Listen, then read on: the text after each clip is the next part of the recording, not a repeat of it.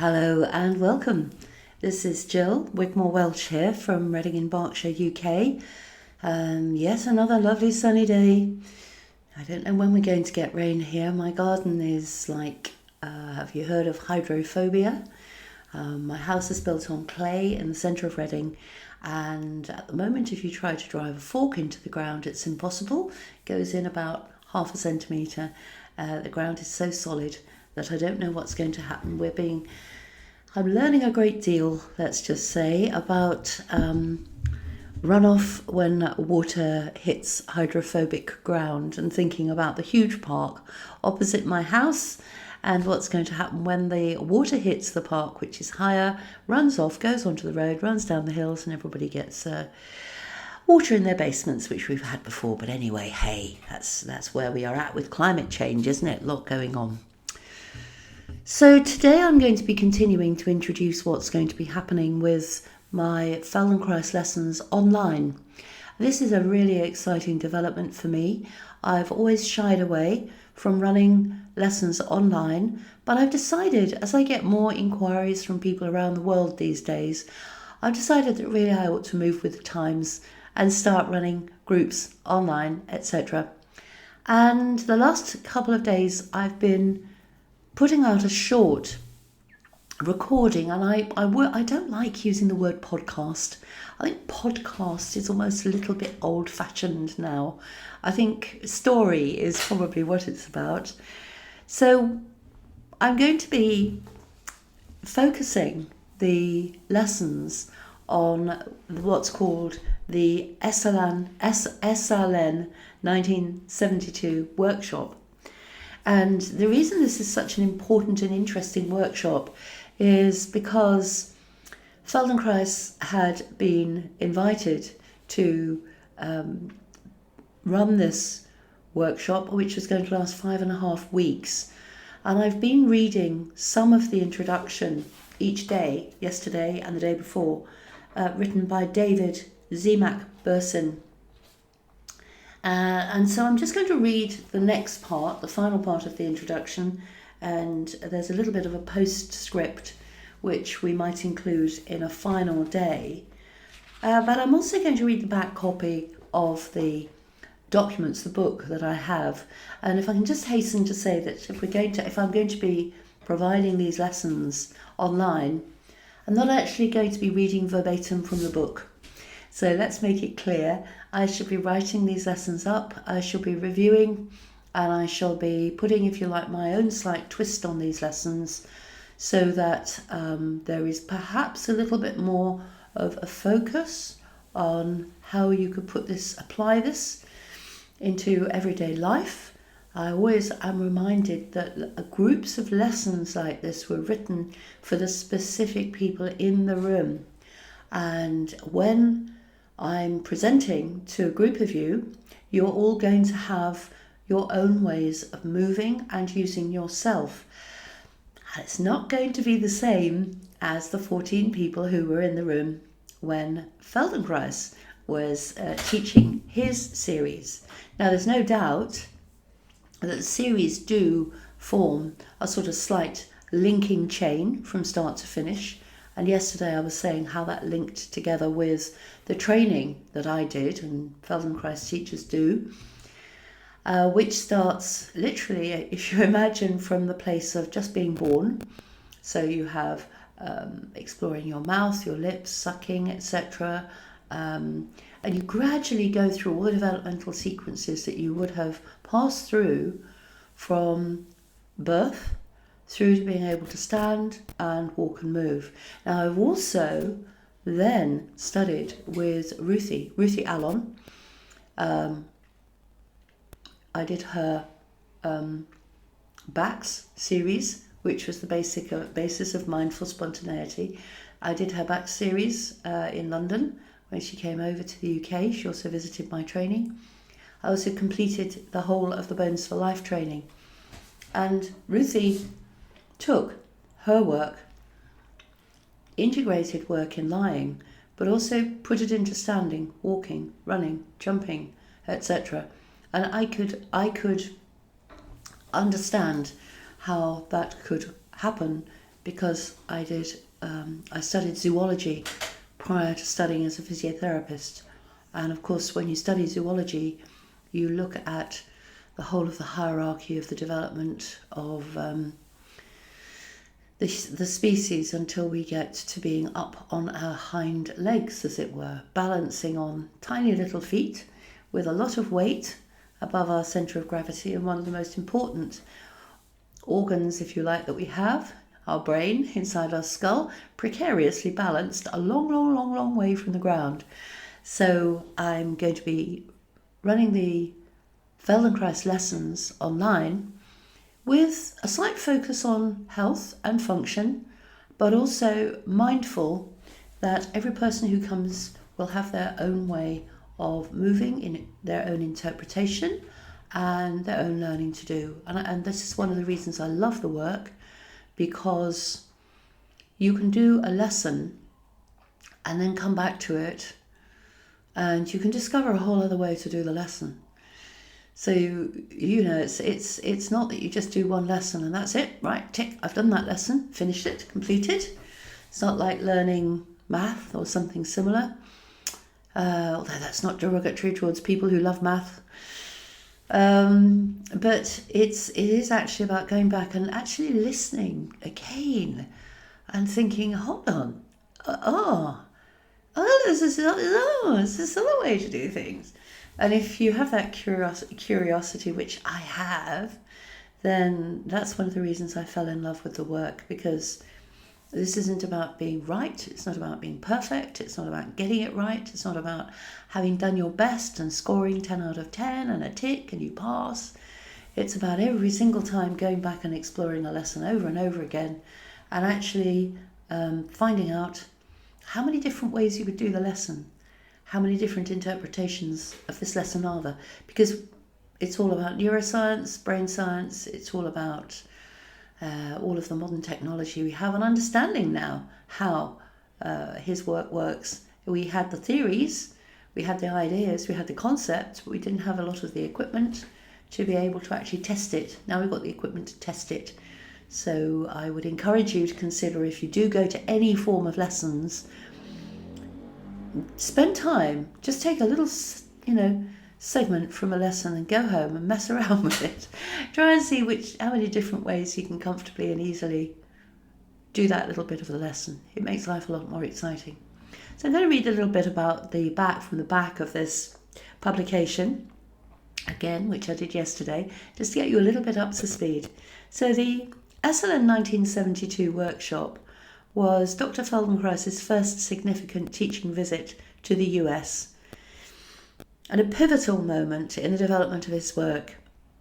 The course took place over 5 weeks, and the participants included many of the leading people in the humanistic psychology movement, and it added a distinct quality and excitement to Feldenkrais' explanations and teaching.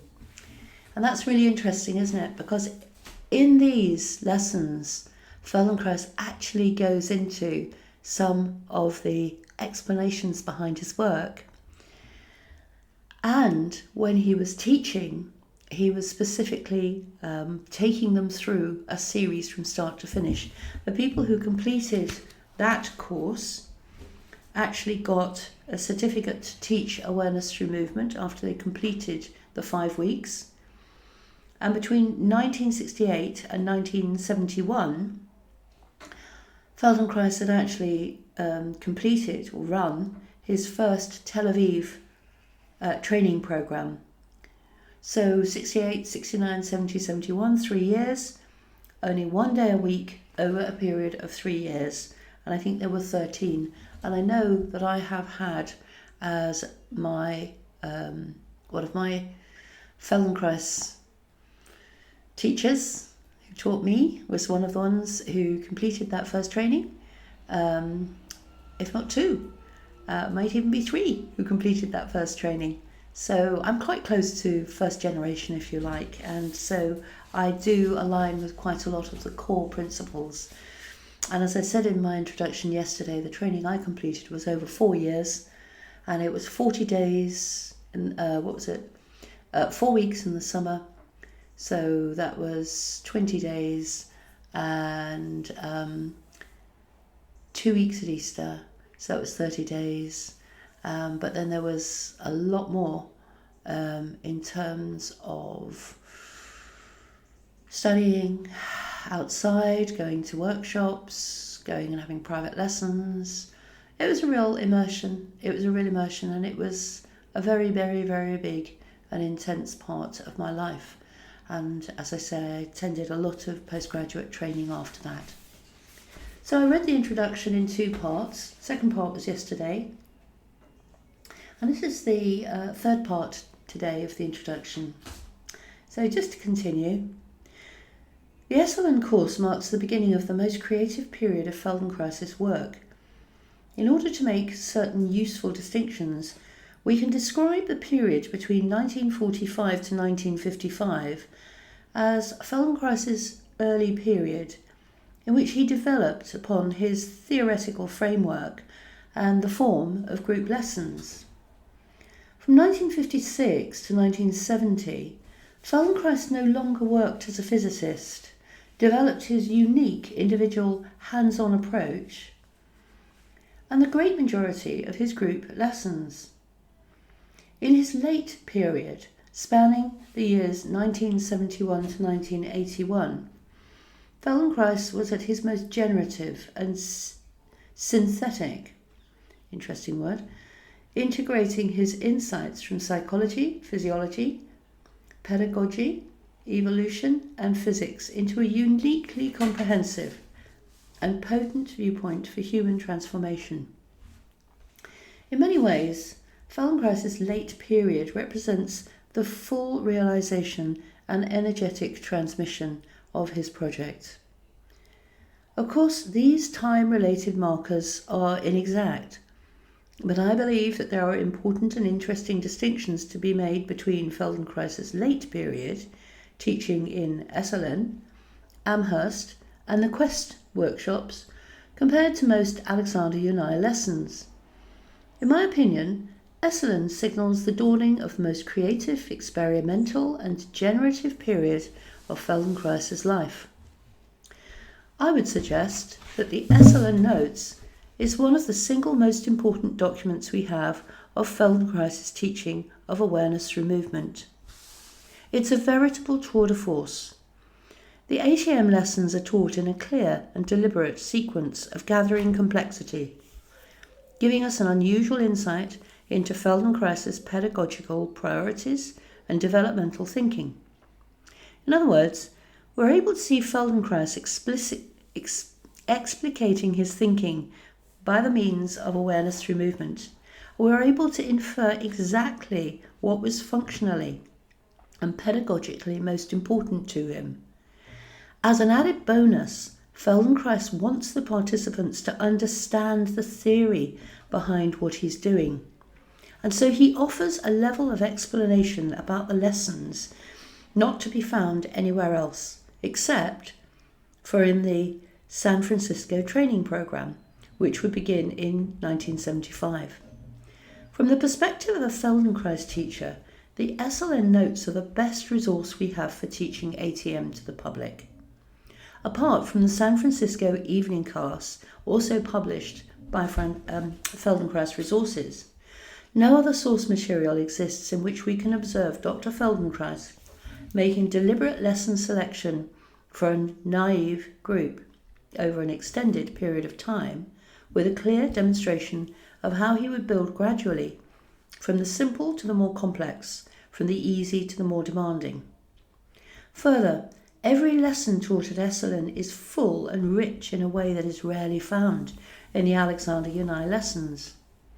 I recommend, this is David's recommendation, that you start as Moshe intended at the beginning. Do 2 lessons a day and allow yourself at least 1 hour for each lesson. Quickly, you'll feel the full transformative power of awareness through movement and appreciate what a jewel the Esalen Notes are. And this is from David Zemak Bernsin from Doylestown, Pennsylvania. Now there is, so all of that is the introduction written by David. There is a postscript and then a PPS, and we may I may read that out as well. But I'm so looking forward to bringing this series of lessons to you, and I'm so looking forward to inviting you to come and join the waiting list. There will be a picture in the bloggy type thing that goes alongside this, and you will see underneath it, it says join the waiting list. If you'd like to be part of this really interesting exploration, then do sign up.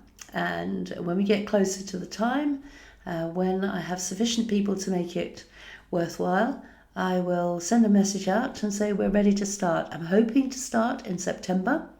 A lot of it is down to you. If you'd like to come along and do some 1-hour lessons online, following along from the Esalen workshop, it would be fabulous to meet you and work with you. The lessons themselves will actually be approximately 45 to 50 minutes, which then gives about 10 minutes time at the end for discussion, or it gives a bit of time just for me to make a few adjustments while I'm teaching the class in order to be able to help individuals have a little bit more clarity.